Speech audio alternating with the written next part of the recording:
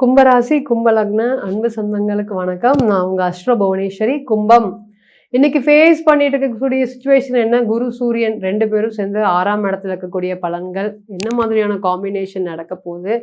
கும்பம் யாரு நீங்க?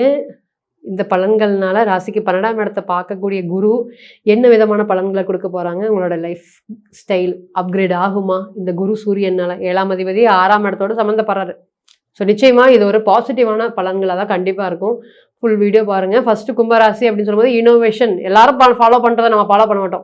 நமக்கு புதுசாக ஒரு ரூட் எடுத்து நமக்கு புதிய டெக்னிக் யூஸ் பண்ணி ஃபாலோ பண்ணுறவங்க தான் இந்த கும்பம்.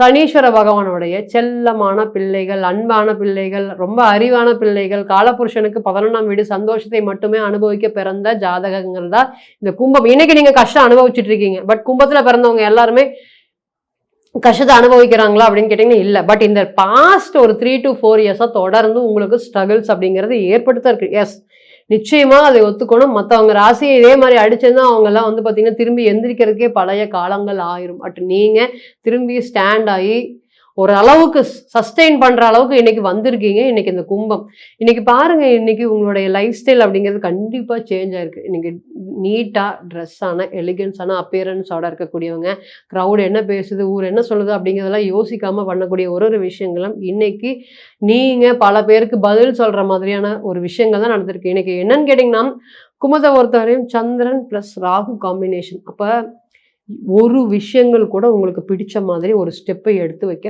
முடியவே முடியாது. நிறைய எஃபர்ட்ஸ் போடுறேன். அந்த எஃபர்ட்ஸ்க்கு உண்டான பலன்கள் அடுத்தவங்களுக்கு போடும்போது ஜெயிக்குது, உங்களுக்கு போடும்போது ஜெயிக்கல. உங்களோட எஃபர்ட்ஸை மற்றவங்க ஈஸியாக டேக் ஓவர் பண்ணி பேரு நேமும் வாங்கிட்டு போயிடுறாங்க. நிறைய ஃப்ரெண்ட்ஷிப் ரிலேட்டடில் ப்ராப்ளம் அதிகமாக வந்திருக்கு. லவ் ரிலேஷன்ஷிப்பில் ப்ராப்ளம் வந்திருக்கு. மேரேஜ் லைஃப்பை காப்பாற்ற முடியாத பிரச்சனைகள் நிறையா அதிகமாக வந்திருக்கு. நம்ம கும்பராசின்னு சொல்லும்போது ரீசெண்ட் டைமில் பார்க்கக்கூடிய ஜாதகத்தை பார்த்தோன்னே சொல்லிட்டோம், மேரேஜ் லைஃப் சஸ்டைன் ஆகாதுங்க. இந்த பொண்ணு உங்களை விட்டு வாழ்கிறதுக்கு வாய்ப்புகள் ரொம்ப கம்மி. கிட்டத்தட்ட இது ஒரு 10 இயர்ஸாக நீங்கள் அதை தொடர்ந்து அதே மாதிரி ட்ராவல் பண்ணிகிட்டே இருக்கீங்க. ஆமாங்க மேடம், எனக்கு முன்னாடி தெரிஞ்சிருந்தது மேரேஜ் லைஃப்பில் டைம் நான் வேஸ்ட் பண்ணியிருக்கவே மாட்டேன். எனக்கு ஏன் இந்த மாதிரி தெரியல, இந்த பொண்ணு நான் வெளிநாட்டில் இருக்கேன், அந்த பொண்ணு ஒன்றும் சொல்லாமல் டிக்கெட் மட்டும் புக் பண்ணிவிட்டு நான் சும்மா எங்கள் அப்பா அம்மாவை பார்த்துட்டு வரேன்னு சொல்லிட்டு போனவங்க தான் மேடம். 11 வருஷம் ஆச்சு மேடம், இன்னுமே நான் வந்து இதிலிருந்து வெளியே வரல. எனக்கு கிட்டத்தட்ட 44 வயசாச்சு, 30 இயர்ஸில் கல்யாணம் பண்ணினேன். இன்னைக்கு இந்த மாதிரி ஒரு சுச்சுவேஷன், இந்த பொண்ணு திரும்பி வருமா வராதா, ஃபோன் நம்பர் எதுவுமே எனக்கு தெரில. அவங்க அம்மா கிட்ட போய் பேசினா அவங்க பதிலே சொல்ல மாட்டேங்கிறாங்க. அவங்க பொண்ணுக்கு அவங்க அப்பா இல்லை, எதுவுமே வந்து ஜீரோவாக இருக்குது. கம்யூனிகேஷன் அப்படிங்கிறது ரொம்ப ஜீரோவாக இருக்குது. இது வருமா வராதாங்க மேடம் இந்த பொண்ணு அப்படிங்கிற மாதிரி நிறைய கேள்வி கேட்டது. கும்பத்தை பொறுத்தவரையும் அது இத்தனை நாளாக வந்து அவரோட இம்பேக்ட் பெருசாக இம்பேக்ட் பண்ண அவருடைய வேலை சார்ந்த பிரச்சனையில் அவர் வந்து அதை மறந்துட்டார். இன்னைக்கு அந்த 1.5 years ஆகும் வருவாங்களா வருவாங்களா வருவாங்களான்னு தொடர்ந்து கேட்டுகிட்டே இருக்கிற மாதிரி, நீங்கள் இதுதான் ரொம்ப நாட்களாக கேட்டுகிட்டே இருக்கிற மாதிரி ஒரு சுச்சுவேஷன் இருக்கு. ஆமாம் மேடம், எனக்கு மைண்டில் ரொம்ப ஓடிட்டு இருக்கு. எனக்கு கேது வந்து பார்த்தீங்கன்னா 7ஆம் இடத்துல. அப்போ அவரோட திங்கிங் என்ன, வேண்டாட்டி இப்போவே பதில் சொல்லட்டும், ஏன் ரொம்ப வந்து பார்த்தீங்கன்னா என்னை ஃபோர்ஸ் பண்ண வைக்கிறாங்க, ஏன் பதில் சொல்லாமல் எனக்கு ஹோப் கொடுத்துட்டே இருக்காங்க, வருவாங்களா வரலன்னு சொல்லணும், இல்லைன்னா வரலன்னு சொல்லணும். எந்த ஒரு கம்யூனிகேஷனும் இல்லாமல் இதுக்கு எனக்கு ரொம்ப பாதிக்குது. ஏன் பாதிக்குது? ராகு வந்தனையும் அவர் ஆக்சுவலி வந்து அவருக்கு வந்து பார்த்தீங்கன்னா 11 years தான் அந்த ப்ராப்ளம். பட் அதிகமான ப்ராப்ளம் எப்போ வந்திருக்குன்னு கேட்டிங்கன்னா ராகு வந்ததுக்கப்புறம் தான். அப்போ அவர் அந்த திங்கிங் போட்டு அந்த மனைவி சம்மந்தப்பட்ட யார் பார்த்தாலுமே ஒய்ஃப் என்னாச்சு, ஒய்ஃப் எங்கேன்னு இன்னைக்கு அதிகமாக கேட்பாங்க. ஏன்னா 7 இருக்கக்கூடிய கேது நீ கேளு அப்படிங்கிற மாதிரி எல்லாரையும் தூண்டி விடுவார். ஸோ இன்னைக்கு நீங்கள் அப்படின்னா வாழலை, இல்லை நீங்கள் டைவர்ஸ் போயிடலாம்ல. அப்போ அவர் நம்ம கிட்ட வந்து கேட்குறாரு, நீங்கள் மேரேஜ் லைஃப்பில் ஆமாங்க டைவர்ஸ் தான் ஆக போகுது. அவங்க ஸ்டெப்பை எடுக்கவே மாட்டாங்க. ஏன்? அவங்களுக்கு 7 and 9 காம்பினேஷன் இருக்குது. ஸோ அவங்க ஜாதகத்தை பார்க்குறோம், அவங்க எடுக்க மாட்டாங்க. எத்தனை நாட்கள் ஆனாலும் பரவாயில்ல, நான் அப்படியே தனியாக வாழ்ந்துக்கிறேன்னு சொல்லுவாங்க. மேடம் அப்போ என்னுடைய வாழ்க்கை அப்படின்னு. அப்படிங்க நீங்கள் டைவர்ஸ்க்கு போங்க, நீங்கள் அப்ளை பண்ணுங்க, அப்போ தான் உங்களுக்கு கிடைக்கும். இந்த பொண்ணு வரவே வரமாட்டாங்க திருப்பி எக்காலமும் அப்படின்னு சொல்லிட்டேன். இப்போ சொல்லி 3 years ஆச்சு, மறுபடியும் 3 years வரையும் நான் வெயிட் பண்ணுறேன் மேடம், அதுக்கப்புறம் முடிவு சரி பண்ணலாம் அப்படிங்கிறத நம்ம எல்லாருமே சேர்ந்து கிட்டத்தட்ட 2026 February வரை மறுபடியும் இந்த ஜாதகத்தை பார்க்குறோம். மறுபடியும் எவ்வளவோ வாய்தா போய் இந்த பொண்ணு பதில் சொல்லவே இல்லை. ஸோ இன்னைக்கு டைவர்ஸ் நடந்துச்சு. அப்போ ஒரு பிரச்சனை அப்படிங்கிறது அதிகமாக எந்த டைமில் ஏற்படுது அப்படின்னு கேட்டிங்கன்னா டிரான்சிட் டைம் வரையும் அதுவரையும் அமைதியாக இருக்கும். நிறைய ஜாதகத்தை பார்த்துட்டோம், ரீசெண்ட் டைமில் பார்த்தது எல்லாமே இத்தனால எந்த ப்ராப்ளமும் இல்லை மேடம், திடீர்னு போன பொண்ணு வரல, திடீர்னு ஒரு வார்த்தை சொன்னா அப்படியே போயிட்டாங்க. இந்த மாதிரி விஷயங்கள் திடீர் பிரச்சனைகள் அப்படின்னா அது ராகு தான், வேற யாருமே இல்லை. ராகு பிளஸ் கேது தான். சாட்டன் அப்படிங்கிறவர் வந்து அமைதியாக ஒரு ரோலும் பிளே பண்ணுவார். பட் இந்த ராகு கேது எல்லாருக்கும் தெரிகிற மாதிரி வெளிப்படையாக ஒரு பிரச்சனையை காமிச்சு இன்னைக்கு அவர் கோர்ட்டு கேஸ் இன்னைக்கு ஃபைனல் ஜட்ஜ்மெண்ட் வரையும் முடிச்சார். அப்போ நிறைய ப்ராப்ளம் வந்ததெல்லாம் இந்த நேரத்தில் வந்து பார்த்தீங்கன்னா உங்களுக்கு மன வலியை கொடுக்கும், வேதனைகளை கொடுக்கும். பட் அதுக்கு எல்லாத்துக்கும் ஃபுல் ஸ்டாப், கிடைக்காத ஒரு விஷயத்துக்கு இன்னைக்கு ஃபுல் ஸ்டாப் வைக்கக்கூடிய பலன்கள் தான் இன்னைக்கு நடந்துட்டு இருக்கு. ஸோ இன்னைக்கு ஒர்க் ரிலேஷன்ஷிப்பில் சரி, ஒர்க்லேயும் வந்து பார்த்தீங்கன்னா நிறைய விஷயங்கள், லைஃப் ஸ்டைலில் வந்து நிறைய விஷயங்கள் உங்களுக்கு மாறி இருக்குது. இது எல்லாத்துக்குமே ஒரு நல்ல ஒரு மாற்றமாக, இனி யார் வந்து சொன்னாலும் நீங்கள் நான் ஏமாற மாட்டீங்க, அது வேற விஷயம். இந்த டைம் பீயிங்ல இன்னைக்கு இதுதான் உங்களுடைய ஹாரோஸ்கோப்பை பொறுத்த வரையும் போயிட்டு இருக்கு. இந்த குரு சூரியன்கிற சிவராஜகம் 12ஆம் இடத்துக்கு மறுபடியும் வெளிநாடு போயிடலாமா, வெளியில போனதான் நான் சஸ்டெயின் பண்ணுவேன், இந்த கசப்புகள்லாம் மறக்கிறதுக்கு நான் வெளியே டிராவல் பண்ணலான்ட்டு இருக்கேன். சொந்த பந்த உறவுகள் எல்லாரும் கேட்டு காயப்படுத்துற அளவுக்கு முதல்ல இந்த கும்பத்தை பொறுத்தவரையும் யாராவது ஒருத்தர் அட்வைஸ் சொன்னா பிடிக்காது. ஏன்னா இவங்களே பல அட்வைஸ் எடுத்து மெச்சூரிட்டி போட்டு வாழ்ந்தவங்க. இன்னைக்கு நிறைய பேர் இவங்களுக்கு அட்வைஸ் சொன்னா சுத்தமாவே பிடிக்காது.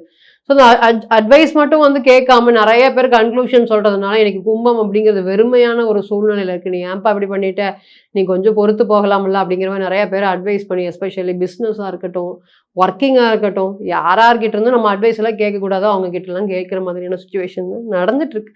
ஸோ அது எல்லாத்துக்குமே இனி ஒரு ஃபுல் ஸ்டாப்பாக இந்த டைம் பீயிங் அப்படிங்கிறது இருக்கும்.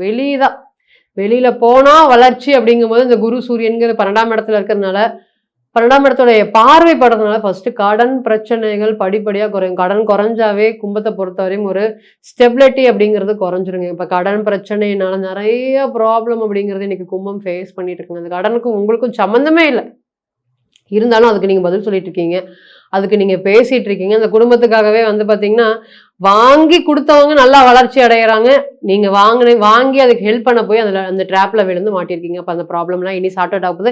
ஃபர்ஸ்ட் கடனுடைய பிரச்சனையிலேருந்து நீங்கள் மீண்டு வெளியே வருவீங்க. 12ஆம் இடத்தை பார்க்குது, நிம்மதியாக தூங்க போகிறீங்க.